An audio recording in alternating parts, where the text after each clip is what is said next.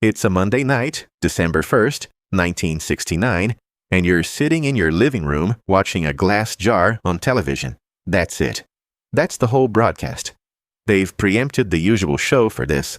A plain table, a man in a suit, and a tall glass cylinder about the size of a water cooler jug, packed with 366 little blue capsules.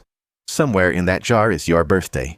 And in the next 2 hours, a stranger is going to reach in, pull out capsules one at a time, and the order he pulls them is going to decide whether you finish college or whether you're holding a rifle in a jungle on the other side of the planet by next summer. Nobody in the room is talking. Everybody's doing the same math. This is the night the United States brought back the draft lottery for the first time in 27 years. And the strangest part of the whole story isn't that a jar decided your future. It's that the jar wasn't actually fair, and the people running it knew there was a much bigger unfairness baked in long before anyone reached into the glass. We'll get to that. But first, the night itself. The man invited to draw the first capsule was a New York congressman named Alexander Perny. At 8 o'clock, with almost no ceremony, he reached into the jar, pulled out one blue capsule, and handed it over. An official cracked it open, unrolled the slip of paper inside, and read it out. September 14th. Lottery number 1. Which meant that every man in America born on September 14th, in any year from 1944 to 1950, had just been told something very simple. You're first. Without a deferment, your odds of going to Vietnam were basically 100%. Then the next capsule, April 24th, number 2. December 30th, number 3. And on it went, all night, 366 dates pulled in order, each one assigned the next number, until the whole calendar was ranked from 1 to 366. The last date pulled was June 8th. If you were born on June 8th, you slept very well that night.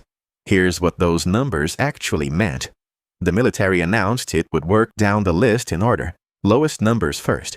When the calls for 1970 were all done, they'd reached number 195. So if your birthday landed anywhere from 1 to 195, you were going. If it landed above 195, you almost certainly weren't. And if you were sitting somewhere in the middle in the low 200s, you got to spend the entire year not knowing, which is its own special kind of torture. One night, one jar. Your whole life sorted into go, free, and wait and see. It was sold to the country as pure, clean randomness. Richard Nixon called it random selection. Nobody's thumb on the scale, no rich man's son getting special treatment. Just the luck of the draw. Except it wasn't random, and it didn't take long for people to figure that out. Within weeks, statisticians started looking at the results, and something was off. The low numbers, the bad ones, the ones that sent you to war, were not spread evenly across the calendar. They were clustering. If you were born in the last few months of the year, October, November, December, you were way more likely to have a low number than someone born in January. This isn't a vibe. You can measure it. If you'd been born in December, the odds of you drawing a draft-worthy number were noticeably worse than your January-born neighbor. One analysis ran the scenario over and over and found that the chance of the months lining up this lopsidedly by accident was about 9 in 10,000. That's not bad luck. That's a broken machine. So what broke it? The capsules. They'd been loaded into the jar a month at a time. All the January dates first, then February on top, then March, right on through December. Then somebody gave them a shake in a shoebox and dumped them in. And a shake in a shoebox, it turns out, does not actually mix 366 capsules. The December ones mostly stayed clumped near the top, where the early hands reached first. The whole thing was sorted, and nobody mixed it enough to undo that. The government's response to discovering the lottery wasn't random. They let the results stand. The numbers were the numbers. Men went to war on the strength of a jar that nobody shook hard enough. They did fix it the next year in the least reassuring way imaginable. They brought in actual scientists, generated proper random sequences, used 2 rotating drums instead of 1 badly stirred jar. In other words, the great correction to a system that decided who lived and who died was, essentially, somebody should probably shake this harder. Which they then did. But here's the thing, even a perfectly mixed jar, even flawless, beautiful randomness, wouldn't have made the draft fair, because the jar was never the real filter. The real sorting had already happened years earlier, and it had nothing to do with luck at all. This is the part that doesn't make it into the story of Lottery Night. A low number only sent you to Vietnam if you had no way out. And whether you had a way out had a lot to do with who your parents were. The escape hatch was called a deferment. The most famous one was the student deferment, the 2S. Stay enrolled full-time in college and your number simply didn't apply to you. You were postponed, sometimes for years, often long enough to age out of the draft pool entirely. So the worst birthday in the world, September 14th, number 1, meant nothing at all if you were sitting in a university lecture hall. And it meant everything if you'd gone straight to work out of high school because your family couldn't afford anything else.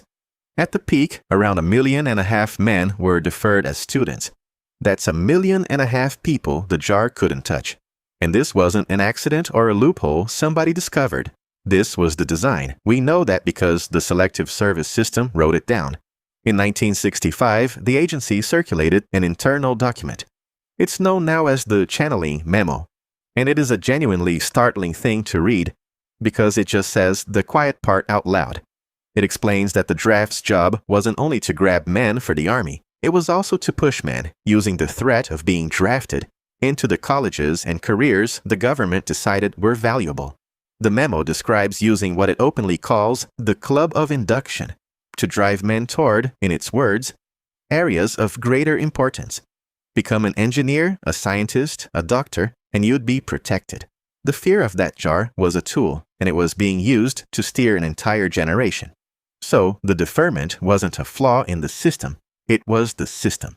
The lottery just put a fair-looking face on a process that had already decided, years in advance, that some young men were too valuable to risk and others weren't.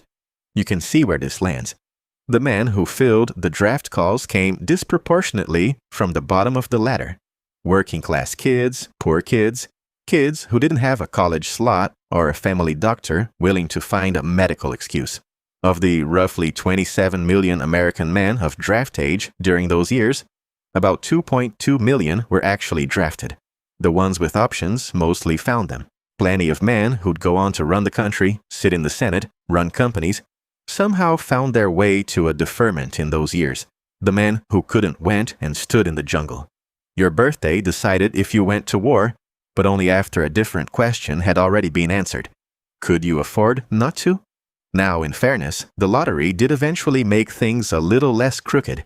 Pinning everything to one public number made the old quiet favors harder to pull off. And within a couple of years, the student deferment that protected the college crowd was being phased out, which closed the widest gap in the whole system. The draft itself ended in 1973, replaced by an all-volunteer force, and the jar went back into a closet. By the time it was over, more than 58,000 Americans had died in the war, a lot of them young men who'd never had a deferment to reach for. And here's the quiet thing nobody mentions. The system never actually went away. Right now, every American man is still required to register for the draft within 30 days of turning 18. The list still exists. The legal machinery to fill that jar again is sitting there, maintained, waiting in case it's ever needed. We tell ourselves the draft is history, a black and white photo, something that happened to our grandfathers. But the only reason that glass jar is in a closet instead of on a table is that, for now, nobody's been told to go get it. Sleep well.